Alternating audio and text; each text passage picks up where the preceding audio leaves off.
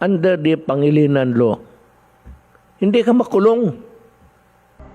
May isang senador, Pangilinan. Noon, below 8, no criminal liability yan.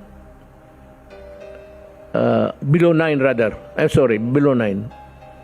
Above 9, under 12, tignan ng fiscal o ano, if there is really malice or a violent character. Noon, 12 hanggang 16, apply na yung law. Pero usually, yung bata talagang nire-release. Here comes Pangilinan. No? You know what the guy did? Yung problema natin ngayon. Yung mga hold-upper, yun yung nakikita ninyo noon na sa Dewey Boulevard. Nakikita ninyo nag-snatch, takbo dito, takbo doon, nakukuha sa camera. And do you know, I said, why they are so bold to do that, daring? Because they have been previously, sa experience nila, under the Pangilinan law. Hindi ka makulong. Kung yung 15 years old, papasok ka ng bahay, sasaksakin ka, patayin ka, tapos kunin mo yung kinuha yung pera. Pagdating doon sa stasyon, sabihin ng pulis, report ng recorded, go where you want. That increase the number of crime tenfold. Fiscal na ako noon. Sabi ko, napakagagong ito. And the Congress that went along with it. Yung mga abogado, tanungin ko siya, buhay pa man kayo. Yung members of the Congress, hindi pa ninyo binasa ng gusto yan? Kaya doon nagsimula ang pulis na magsabi, minor yan, huwag yan. Hindi ano. Kaya lumalaban.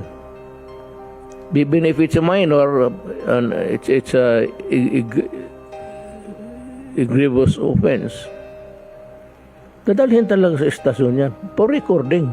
Kasi may complainant eh. Hindi mo pwedeng bitawan dyan na basta-basta palakarin mo lang. Even if they are minors, but even if there is a Pangilinan law. Actually, wag kayong bumoto under the Pangilinan law. Hindi ka makulong. May isang senador, Pangilinan.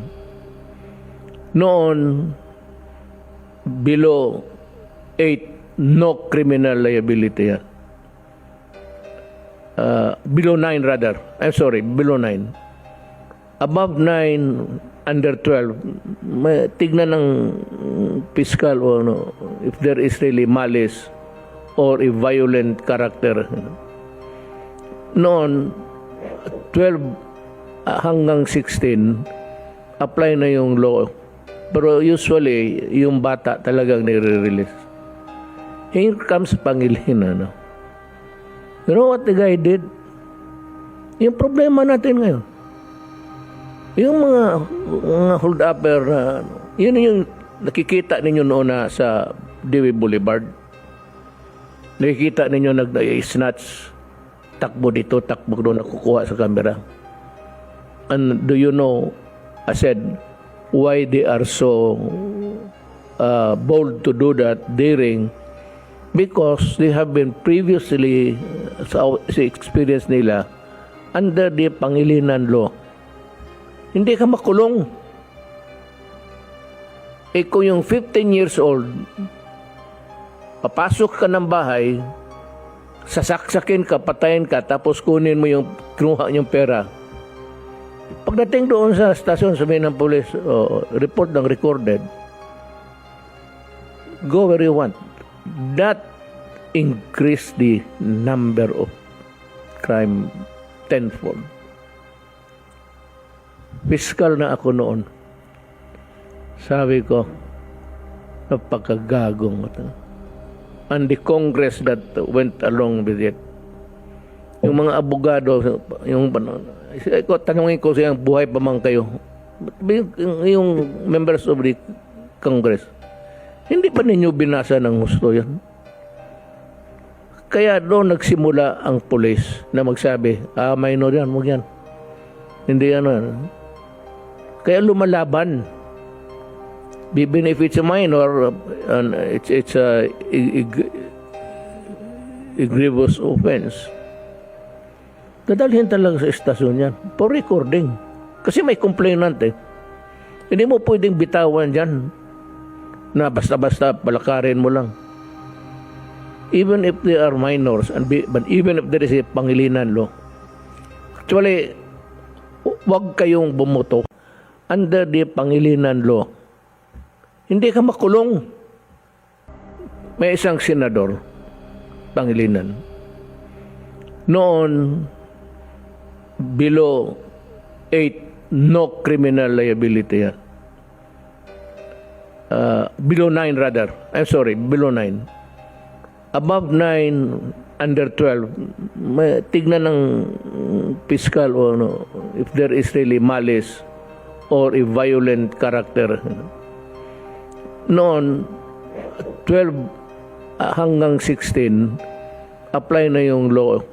Pero usually, yung bata talagang nire-release. Here comes Pangilinan. You know what the guy did? Yung problema natin ngayon. Yung mga hold-upper, yun yung nakikita ninyo noon na sa Dewey Boulevard. Nakikita ninyo nag-snatch, takbo dito, takbo doon, nakukuha sa camera. And do you know, I said, why they are so bold to do that, daring? Because they have been previously, sa experience nila, under the Pangilinan law. Hindi ka makulong. Kung yung 15 years old, papasok ka ng bahay, sasaksakin ka, patayin ka, tapos kunin mo yung kinuha niyong pera. Pagdating doon sa stasyon, sabihin ng police, report ng recorded, go where you want. That increase the number of crime tenfold. Fiscal na ako noon. Sabi ko, napakagagong ito. And the Congress that went along with it. Yung mga abogado, tanungin ko siya, buhay pa man kayo?